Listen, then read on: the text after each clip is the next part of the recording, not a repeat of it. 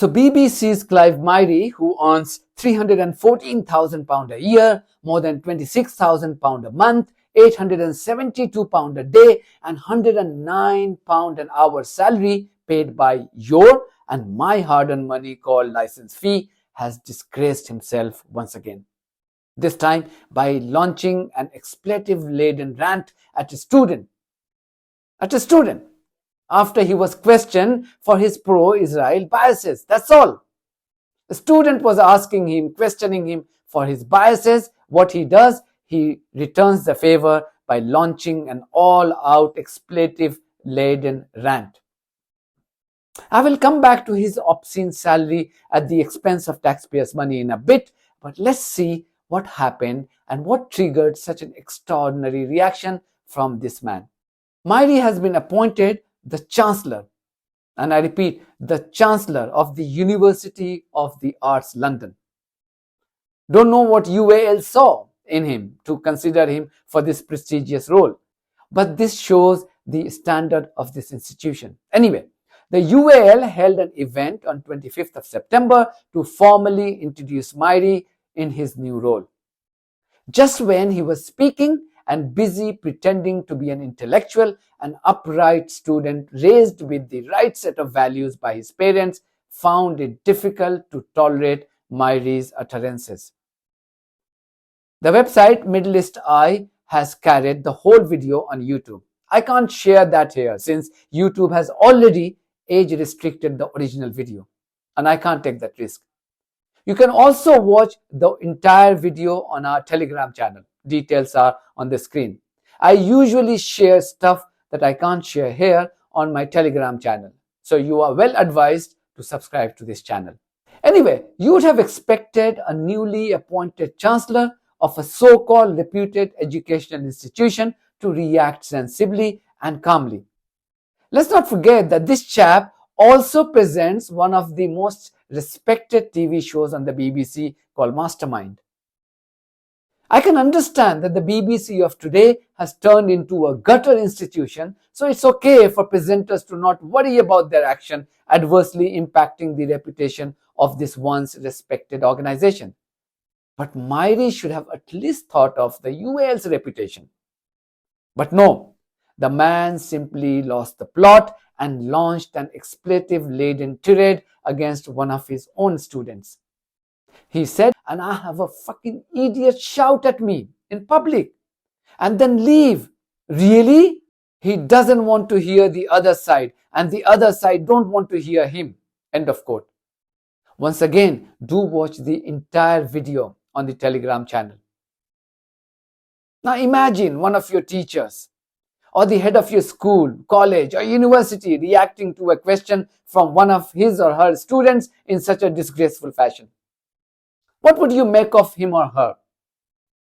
But both Myrie and the UAL have remained unmoved by this development weeks after this happened. I asked Myrie to give his side of story on Twitter today. As expected, he has refused. I also asked him to comment on another allegation covered by this website, whereby he was accused of earning thousands of pounds from a company linked to another entity which is supplying arms to Israel. Again, he has chosen not to respond. This makes you question the kind of money he is earning at the expense of taxpayers. Same taxpayers, many of whom may never earn this kind of money in their lifetime. What Myrie earns in a month, many of us don't even earn that in a year. That's the obscenity I'm talking about. And then when someone questions your biases, you have the audacity to behave like this?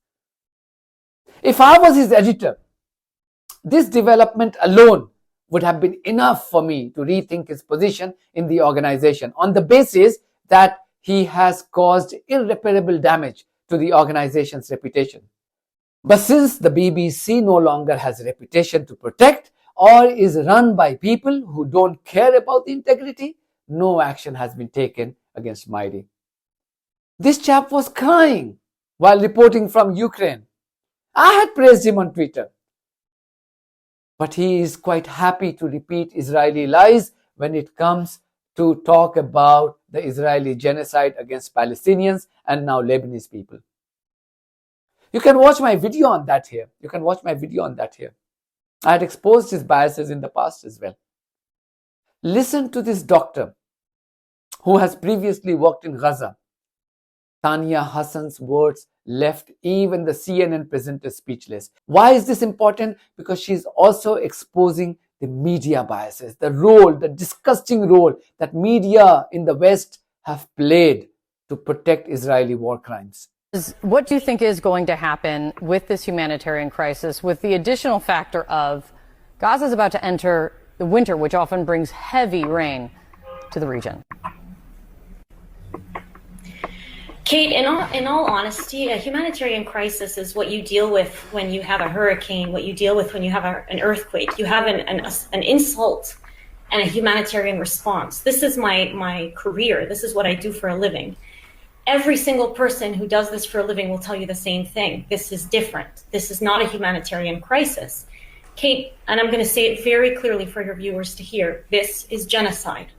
When 70% of the population that are killed are women and children, when the population is starved of food, of water, of medicine, when you have attacks, repeated attacks on all the hospitals, the clinics, the aid distribution sites, the humanitarian aid agencies that try to help.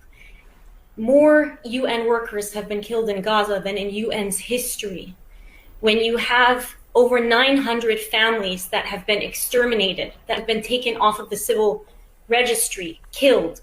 When you have over 17,000 children that have lost one or both parents.